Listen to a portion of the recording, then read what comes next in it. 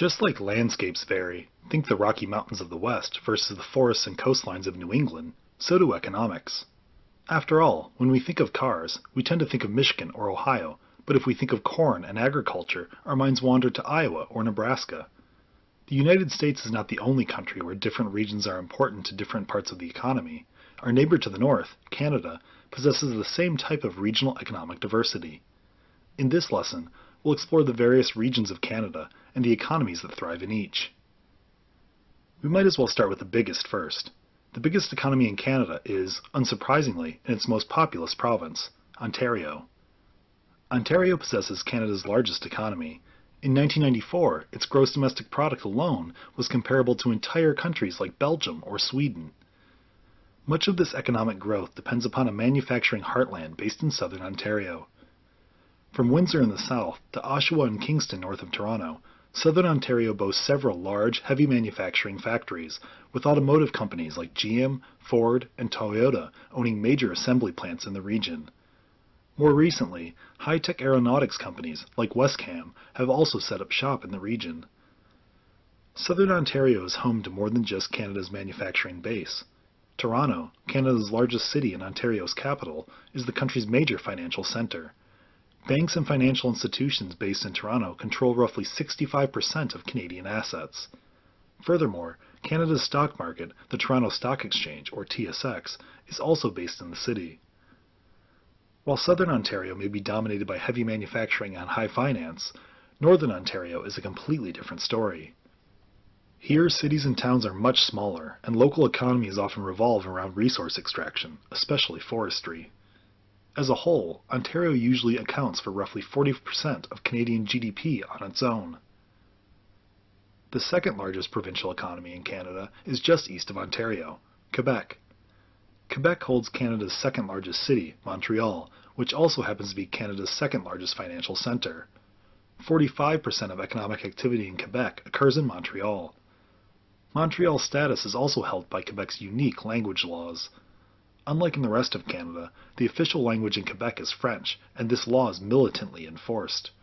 As a result, Quebec-based businesses and financial institutions are uniquely equipped to deal with the linguistic nuances of doing business in Quebec. Quebec, of course, has its own manufacturing sector as well, though it is not as large as Ontario's. Moreover, Quebec's manufacturers produce different things. For example, one of Quebec's largest companies, Bombardier, is an internationally renowned manufacturer of airplanes and locomotives. As opposed to the bustling manufacturing and financial centers in Ontario and Quebec, Atlantic Canada possesses a far smaller economy than its central neighbors. Comprising of the four provinces of Newfoundland, Prince Edward Island, Nova Scotia, and New Brunswick, Atlantic Canada was historically a hub for North American shipbuilding and fishing sectors. However, technological changes to shipbuilding processes in the 20th century undermined this traditional sector, and the rise of fisheries has hurt the traditional open ocean fishing industry as well. Though many in the maritime provinces still make their living in one way or another from the sea, they are often more likely to do it in the tourism industry rather than in fishing or shipbuilding. Despite this slight rebound due to increased tourism, Atlantic Canada still makes up only 5% of Canada's national GDP. The western provinces of Canada, Manitoba, Saskatchewan, Alberta, and British Columbia, feature a far more diverse economy. In Manitoba and Saskatchewan, for instance, the largest economic motivator is agriculture. Wheat is grown on wide swaths of the Canadian prairies in these provinces, and dairy and beef also are important components of the economies of these provinces. British Columbia exhibits a bustling forestry industry, though its greatest city, Vancouver, is quickly becoming a financial center on par with Montreal.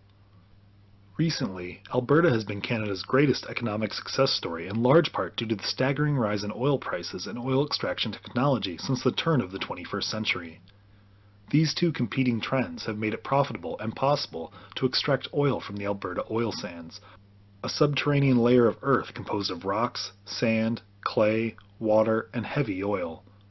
Since 2000, oil sands production has skyrocketed, bringing jobs and wealth to Alberta, making it one of Canada's most prosperous provinces. Northern Canada is sparsely populated and therefore has little economic activity relative to the rest of the country.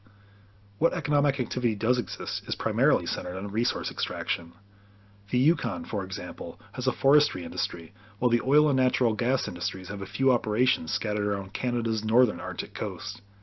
Uniquely, the Northwest Territories possesses several diamond caches, all of which are mined heavily.